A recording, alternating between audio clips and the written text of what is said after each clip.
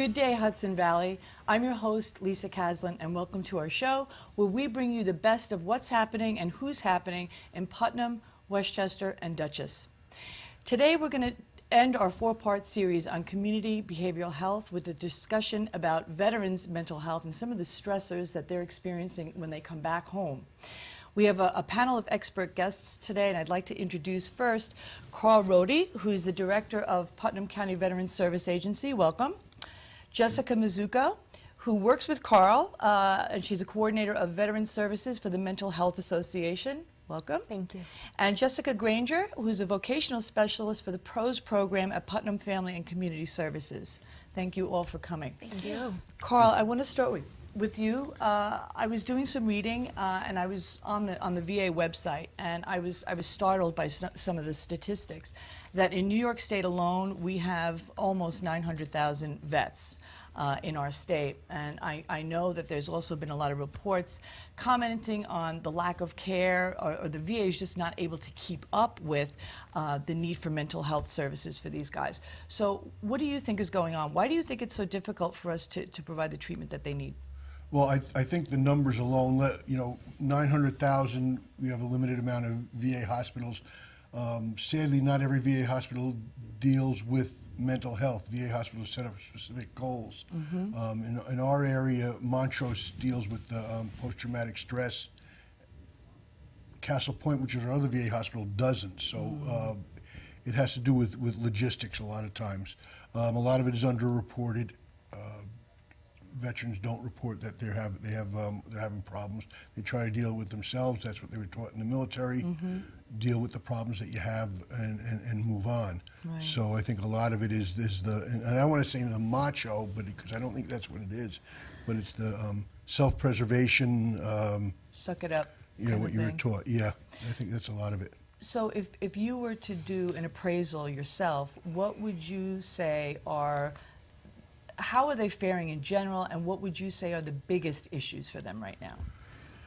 I think the single biggest issue that we're dealing with as a nation, and impacting both veterans and active duty military, is the suicide rates. Yeah. 22 veterans a day are committing suicide, and it's not just the recent veterans, it's veterans going back to World War II veterans are also, and we have to get a handle on that.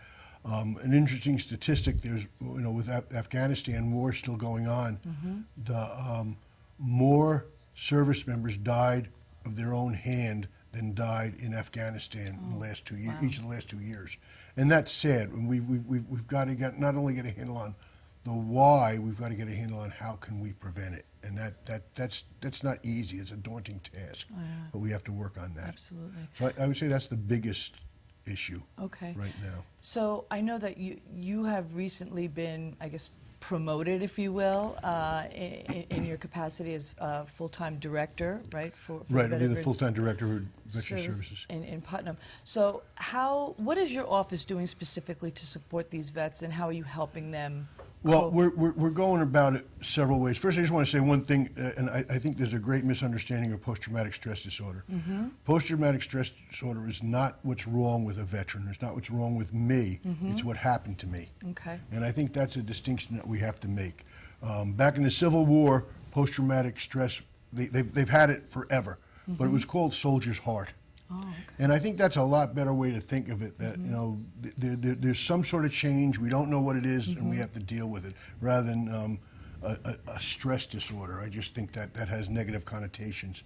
My office is trying to become proactive in the community. We have, my deputy and myself have trained recently to give Safe Talk suicide. It's not prevention.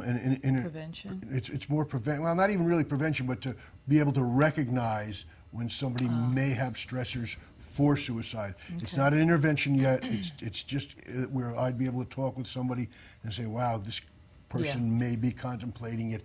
So that's one way that we want to train more people to take the Safe Talk classes. We also are doing a lot of outreach, going out, asking the veterans what they need. Where the problems are, trying to get them into the in for help into our office to get their paperwork done so they can apply for their entitlements and their benefits. So I think it's a lot outreach awareness that we actually exist. Up until a few years ago, people may not have known that we had a veteran service agency, and we can't do that anymore. Yeah. We have to be proactive. We can't wait for the veteran to come to us. We have to go out and seek them out. Yeah, you have to market yourselves. Correct. Right? Yeah. So I think that one of the steps that you're taking, which I think is very positive, is to implement this program, right? Talk about that, the peer-to-peer program. Yeah, that you're it's working the Joseph Dwyer peer-to-peer program. Yeah, I'm working with MHA on this. We contracted with them. Joseph Dwyer was a Iraqi veteran, iconic picture of a fully geared veteran carrying a fully geared active duty Iraqi veteran carrying a little baby to safety. And that was Joe Dwyer. And Lee Zeldin, who was a senator, he's still senator, will be leaving office this year, was a friend of his. And he said, we've got to prevent this. So he thought that peer-to-peer, one-on-one talking, veterans helping veterans would be the best way to go about it. And he put together a program where 11 counties throughout the state are getting funds to run peer-to-peer. And what we have done is we contacted MHA, and they had an idea. Well, actually, they contacted us, and they had an idea to do these warm lines where a veteran or a family member can call up just to talk to somebody, not for clinical help, but just to talk to somebody. And we're calling it vet to vet, but it's still the peer-to-peer. It's veterans helping veterans. And we've started training in that. And again, what my office is doing besides that, both my deputy and myself are trained to go in if they have a day where the people that are answering the phones can't come. Either Art or myself can go in there and we can fill in as a call, to receive calls. That's great. And help the veterans. Great.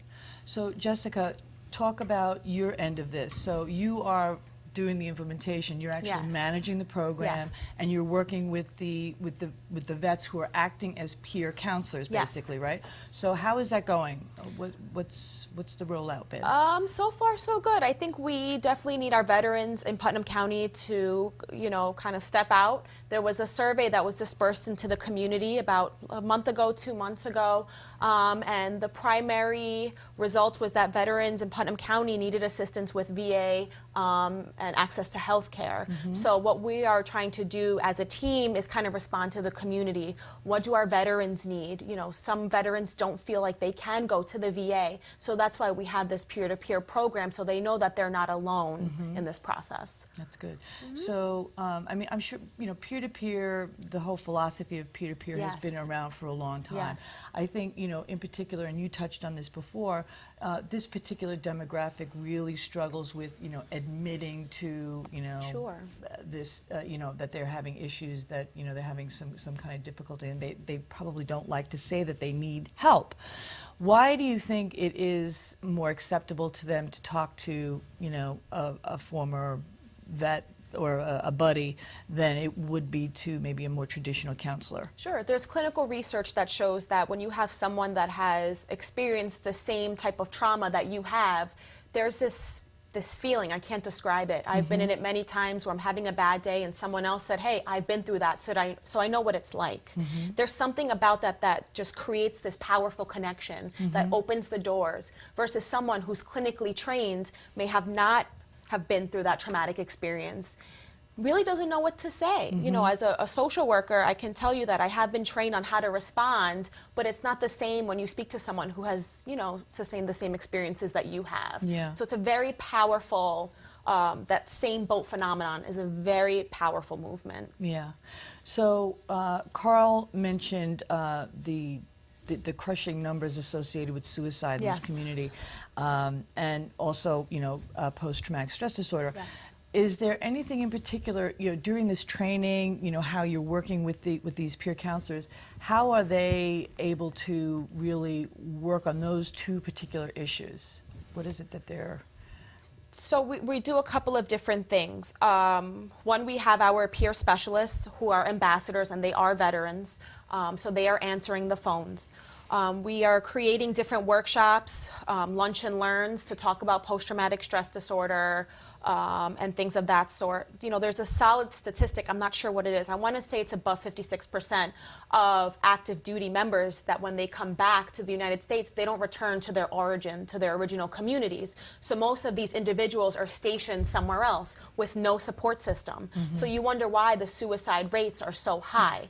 It's very important that we develop these supportive environments for our veterans to help with the treatments of post-traumatic stress disorder and for suicide prevention.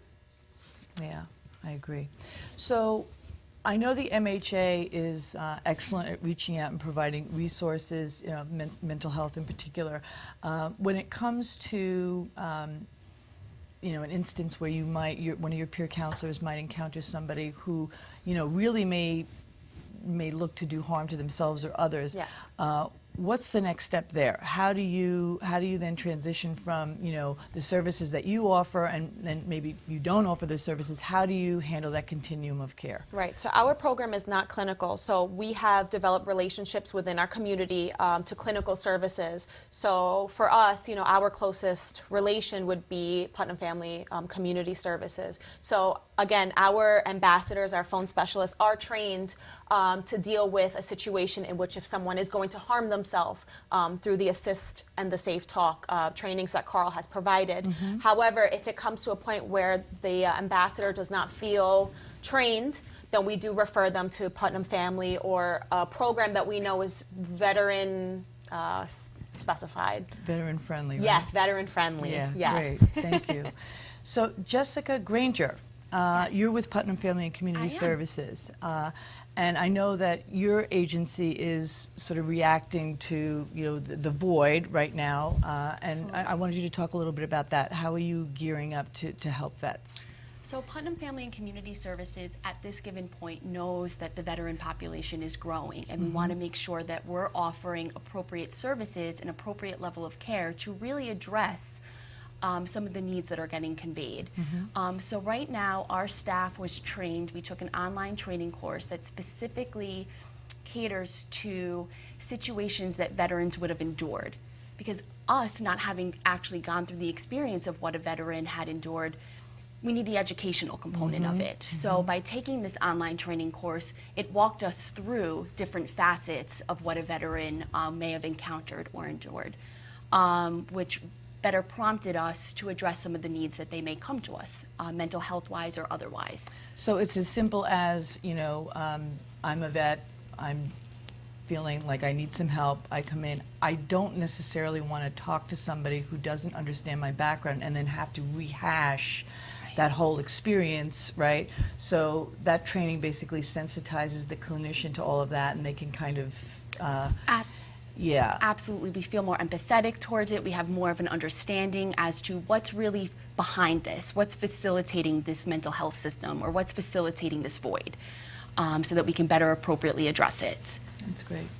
So I want to make sure that we put up a graphic for more information. I think we have all your website addresses, and most importantly, what is the number for the peer counseling, vet to vet? Yes, the warm line number is 845-278-VETS, so that's 8387. Great. And is that a 9 to 5 number? Is it 24 hours? Is it? It's from 11 to 4, Monday, Tuesday, Wednesday, and Friday. And on Okay. Thursdays, we're open from 11 to 6. Okay, perfect. Anything else you want to tell the audience that you think is important? Anything else that the vets should know? I would say the thing is that vets are regular people in your community. You may not even know who is a veteran. Ask a person if there's a veteran. Sometimes people say it's window dressing, but you know, go to veteran ceremonies, go to Veterans Day, go to Memorial Day. Don't treat them as a holiday. You know, attend them and meet some veterans. Talk to them. We're pretty much regular guys. I know the VA down in Pittsburgh just had a seminar to get their people to understand veterans better, and they depicted veterans as Oscar the Grouch, which I think was a pretty negative way to do something. But we're not. We're just regular guys in the community, and Yeah. talk to us, guys and girls. I get yelled at all the time. Yeah. We appreciate everything that you've done. I think we're about out of time. Okay, But thank you so much for joining, Thank and have you. a great day, Hudson Valley.